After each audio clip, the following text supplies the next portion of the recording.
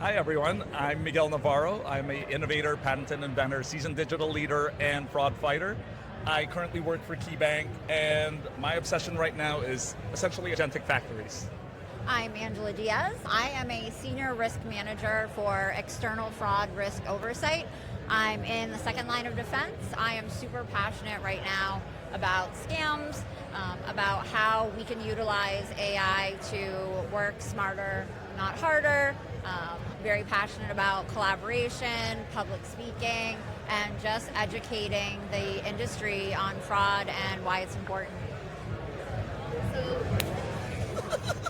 where should fraud teams start, and are there any quick wins that So for me, I would say part of the biggest thing that's going on in the industry right now is there's too many people reading about riding a bike versus actually riding the bike.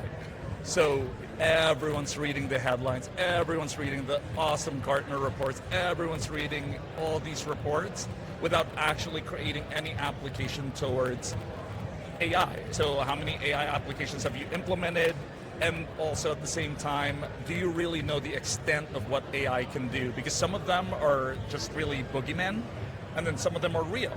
So as a fraud team, I think the part of the challenge that I would put out there for fraud teams is really identify what are the things on the adversarial perspective, what are the things that are truly threatening your environment, and then from a productivity perspective, actually implement tools that have AI embedded, call it like document verification, wink. But the idea there is you really truly need to test it. You have to ride the bike. A lot of people don't even know how to buy a bike, so figure it out. Don't read about riding a bike because it's completely different from riding the bike. Yeah. So from a risk management perspective, one of the major challenges in the fraud industry is data.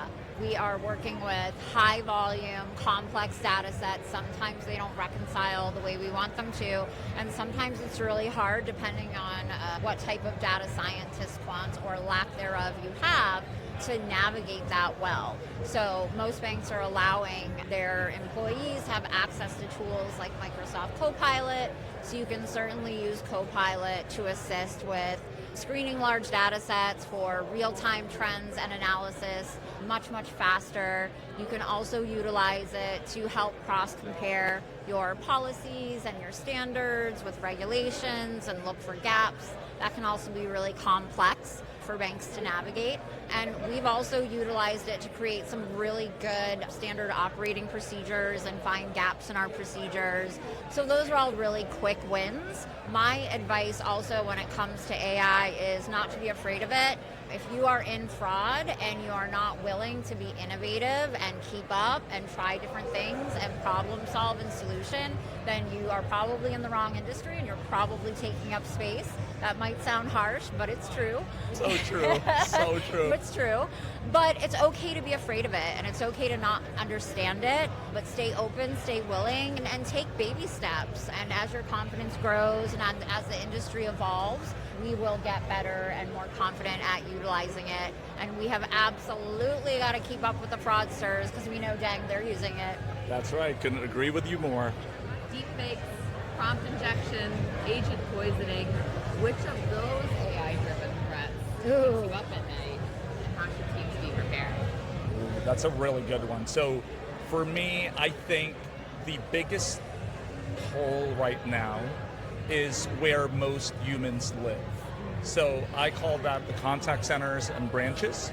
So if you think about it from let's say we're in the topic of document verification. Are your people trained, actually trained, like to be really good document verifiers? And then also at the same time, you have to look at it from the other end. How good are forgers becoming and how has AI enabled them? It's not just about the enablement of your people, but also what are the dangers that live like within your environment today that did not before. Everything is changing so fast. And I think, and again, we're just touching on one tool, which is document verification. How hard do you think it is for someone to print out a social security number? There's no photo in there, it's a piece of paper. And also at the same time, there's people that are literally 3D printing toys today. You don't think they can print a piece of paper? That's absolutely crazy. So to me, I would say the one thing too that is a hole for people is using process as an excuse. So people are saying, oh, like we can't use AI in our organization. Who cares? Do you only eat when you're inside your organization? No, you don't. You go outside and you go eat. So the same thing when you feed your knowledge, go outside, do it outside the perimeter of your work, and then bring it into the perimeter of your work. Just the knowledge, not the tools, not the integrations or anything like that, but come back with knowledge.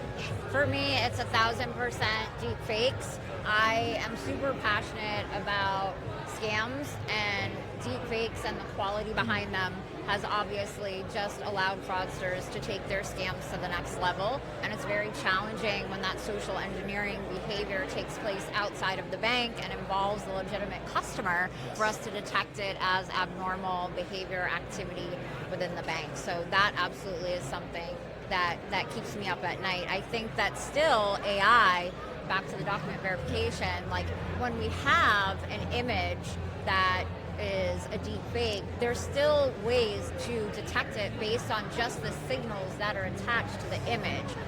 And that's something that, to your point with humans that are reviewing documents, they're just not going to be able to tell the difference. I hear about the major losses because of where I sit within the industry. I'm not hearing about the little things. I'm hearing about the people that have lost like their entire life savings, business email compromise, things like that. And it's just that devastation and feeling like helpless and powerless and challenges with recovery 100% keeps me up at night. Yeah, and something that Angela and I say all the time is like, today is the worst version of AI compared to everything in the future. Right. It's the worst it's ever going to be today. Yeah. It's only going to get better. So that's why, again, like we need to be better because we're about to face something better. And I'm going to add that it's super important from, again, that risk management perspective, because I'm always going to plug it. Like, why wouldn't we utilize AI as long as we are still able to test it, performance monitor it, and have the right controls in place where we're able to say with confidence that we are using it appropriately, managing the risk of using something new, and monitoring it in our environment. Again, staying with the innovation, but also making sure that we are mindful about how we use it, appropriate use, and just having the right controls in place to make sure that we're using it with confidence. Absolutely. And the one thing too, and I know you know this too, Angela, if you're in an FI world, if you work in FI, we're all risk managers. Yep. Like, it's a team sport. You're trying to take my job? It sounds like he's trying to take my job. No, what I'm saying is no one can do your job, right? Because you're so good at it. But he's like, I don't need you, Angela. But the one thing that I always tell people is there's a huge difference between managing risk and avoiding risk. Managing risk, you learn. Avoiding risk, like you learn nothing. You stay exactly the same thing. You become a laggard, and then your company disappears. And we're not going to ever get rid of all of the risk. Yes. We're not. Yeah. It's not possible, but we are supposed to not stop trying, and we are supposed to be good at managing it. That's right. You're hired. Thank you. All right, bye guys. What's one question about AI and fraud that you wish people would ask you for? Yeah, I would say one of the things that inside AI and fraud that I wish people would ask me more, or really where they would immerse themselves more, is like what Angela mentioned, is deepfakes. Yeah. I think it's a very underserved category when it comes to fraud prevention. And again, I'm saying fraud prevention, not fraud remediation. It's a very key term. I tell people there's 3 pillars: remediation, detection, prevention. Remediation being the most expensive, prevention being the most cheap, but also most efficient way that you can run your organization. Proactive. Absolutely. So one of the things that I tell folks is when it comes to deepfakes, everyone has seen one. Everyone has essentially done all of these like reading on deepfake, but how many of them know a vendor or a partner that actually does deepfake detection? Maybe 1, maybe 2, but there's so many out there. And also at the same time, how many of them have tested it? Or do you even know the categories of the etymology of getting fake documents or creating deep fakes? That there are some that are detectable by most and some that are detectable the least. So it's such a deep conversation that, again, Angela and I have this all the time. It's such a deep conversation that no one really asks, because everyone thinks deep fakes is just the same as, oh, fake ID. It's just like a one category. It's not. Like fake IDs and fake documents, there's so many different ways that you can acquire one in so many different ways. Again, AI generated, traditional. You can even do an insider thing where you pay someone in the DMV to create you a fake ID. So again, with all of that 3 different methods, there needs to be 3 different detection mechanism or prevention mechanism. Yeah, I love that. For me, I will give 2. But the first one is just like, where do I start? It's okay not to know where to start when it comes with AI and fraud. The second one is a lot more boring, but it's going to go back to risk management. Is like, how do I build a simple high-level governance policy or program within my financial institution in order to use AI with confidence? That is a need if you're going to introduce it, and you don't have to do that by yourself. And if you build a really good risk management framework, a good performance monitoring, testing, if things are documented for you in this organized way, again, it allows you to move with confidence, and you're protected by those guardrails. And it can be a living and breathing policy or document around appropriate use cases. Absolutely. And how do we treat the data risk with AI? How do we treat the technology risk with AI? Really breaking all of that down so that you can think through it, plan accordingly. It's so important. It's so necessary. And again, I tell people, like what you said, the second piece is about as boring as a 401k to someone who lives paycheck to paycheck. Living paycheck to paycheck is not a good strategy.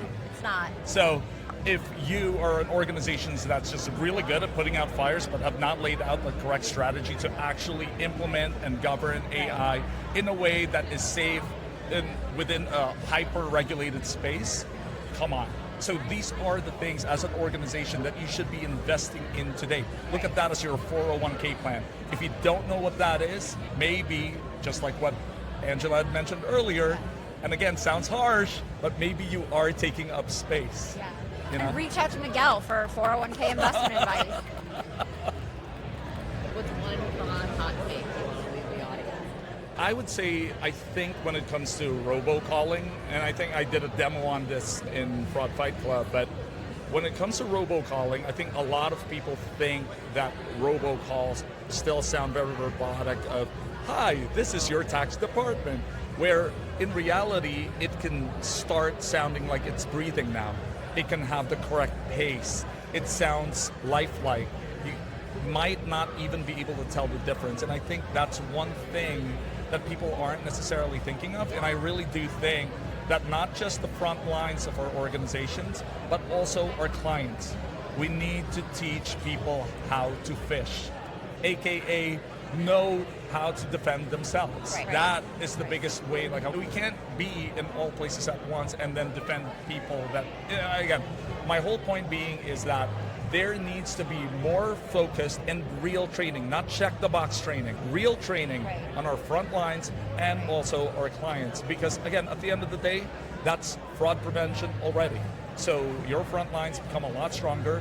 And on your client side, if all of a sudden you have now evidence to your regulators how you go above and beyond if they ever question that. Absolutely. Yeah. Absolutely. We are, to remind everybody, we're in a heavily regulated environment. Oh like, all of this is massively important.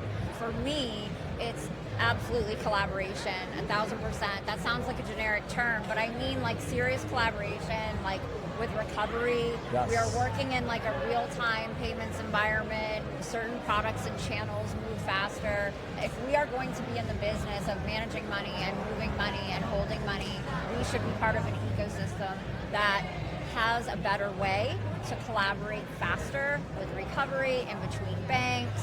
I'd love to see more collaboration and responsiveness with law enforcement and banks. I know it gets really hard. Everyone's very busy and has a different role to play and different priorities.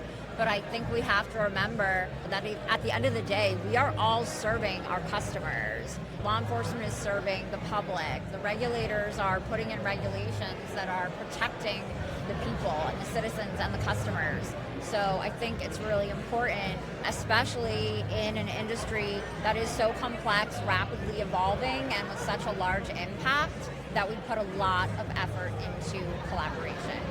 And to add on and piggyback to just what Angela mentioned, it's us versus them. So when you are at a event, don't cross your arms and then not talk to people, etc. No, network, because you owe that to the community. Don't be like a passive attendee, or like just be active, like whatever way you can. Again, I'm not saying for you to be an outgoing person when you're not, but collect people's LinkedIn, or at least like when there's an opportunity to scan a person's LinkedIn or to talk to someone, to talk to a vendor.